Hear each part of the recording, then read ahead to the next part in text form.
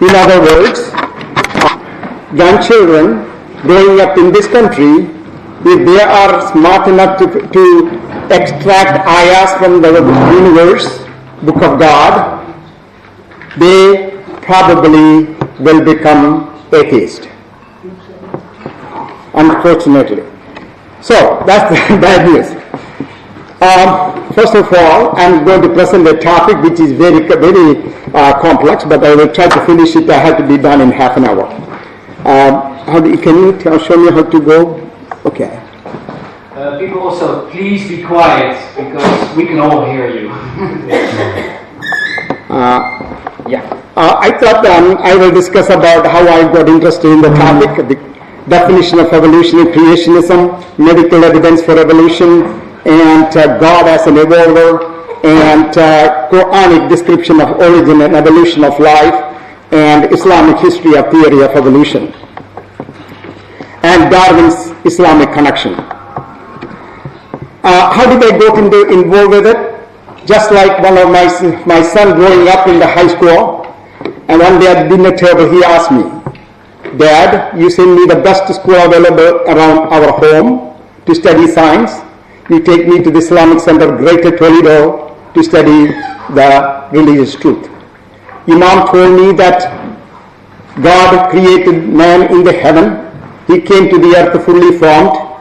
On the other hand, my teacher told me man was evolved, and he gave me a lot of reason to believe in the theory of evolution and origin of man as science described. But Imam did not give me any reason. They told me to believe in it. What is the true dad? Initially, I tried to convince him by the way normally Muslims do. I started to lose my argument with my son. My voice started to go up and up. Then suddenly my wise son realized this is the right time to talk to Dad. He finished dinner and went upstairs. I lay down in my couch, closed my eye. My God, what is this? He did what I told him to do. Oh, wrong place.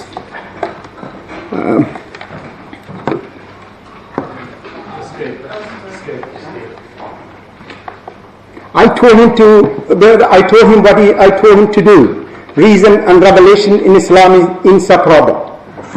I have told him the worst animal before God are the deaf, dumb, and those who do not use their reason.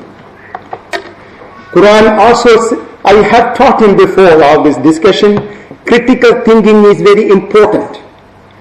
In the discussion between Abraham and God, the discussion is here from the Quran. When Abraham asked, "My Lord, show me how you raise the dead," God asked, "Have you not believed?" Abraham said, "Yeah, to make my heart assured, well assured." There are 3 lessons I told my son before all these things. I told him, will to doubt is conventional, truth is Islamic. 2, investigate the supporting evidence. He went to God to look for the answer, where the source is. Well, who created it? Then, in other words, will to love, and he showed him how he creates. In other words, will to doubt lead to certainty. So I told all this thing to my son. So I called my son, sorry, I made a mistake. You did what you're supposed to do. I went to the Islamic Center of Toledo where I talked with Imam Khattab. I presented this question to him. Initially he was shocked. But he's a very intelligent man. He asked me, the Quran and the physical universe are manifestations of the divine act of self-revelation. He also told me, viewed as a text, the universe is a written scroll as described in the Quran. It is a written scroll. In other words, in material medium. The other one, Quran, is in human vernacular. He also told me Quranic verses are called ayahs. And every phenomena which is referred in the Quran is also called ayahs, or verses. ayat is signs, the translation. That ayah, whether you want to translate that into verses or ayah, that's up to you. I mean, most people translate as verses. Let me put that way.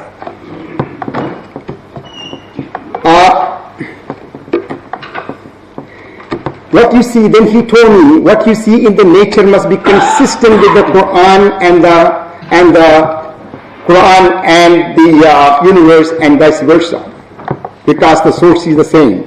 So he told me go and read and reflect upon it. So I, in the process of reading the Quran and looking for the answer, I found this particular verse. Travel through the earth and see how Allah did originate creation, so will He produce later creation. And there are 3 lessons for me. 1, man is capable to figure out how God created life and His other product. Otherwise, God would not have told me or every one of Muslims or humanity, go and find out. He has given intelligence. And second thing is, he told us, travel through the earth. I have given every tool necessary to study and find out my method of creation, my product of creation, right on the earth. You don't have to go any other place. Third lesson is, it says, say you prophet, tell your people. In other words, it's a command upon every Muslim to find out his method of creation and his product of creation. So, I'm not going to go into creationism, American evolution. I'm going to give you a little bit the 3 points. There are 3 important components to the theory of evolution. Existing animals and plants developed by a process of gradual continuous change over a period of time from previously existing form of life. Second important part is mutation, that is the mechanism by which a new species are formed. Third is natural selection. Animals with the advantageous traits reproduce and outlive those who has a weaker trait. Now, Quran, it says, on the earth are the verses for those who assured of faith as also in your own self. Will you then see it? Who is a better person to read the verses written human body, a physician or somebody else? I felt I'm qualified enough to spend so many years of all branches of medicine to read the verses written in the human body. I'm not going to go into detail, but when I read there are quite a number of evidences in our body. Vestigial organs, for example, I'm going to give you one of them. Vestigial organs are structures in our body that are generally reduced and often without any function in human body. Such vestigious organs are present in almost every kind of animals, including in our own body. Let me give a few of them. If you look at these pictures, you will see around the ear there are muscles there. We human beings have no function. Animals use it to protect themselves or look for prey, looking for the sun. Every one of them, look in your eyes, at the corner of the eye there is a small little structure, a pink structure. That has no function in our body. On the other hand, in birds and many animals, they have got like a membrane, they cleanse the eyes. We have no function for it.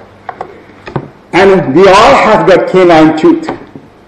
I'm glad I don't have that of a bigger one, but it is there why we have it. It is no special function. If you look, I have recommended many appendix to be taken from patients because of infection. It has no function for human body at all. And we all, many people run to the bathroom and shave off every day being pretty. The hair has no function in our body.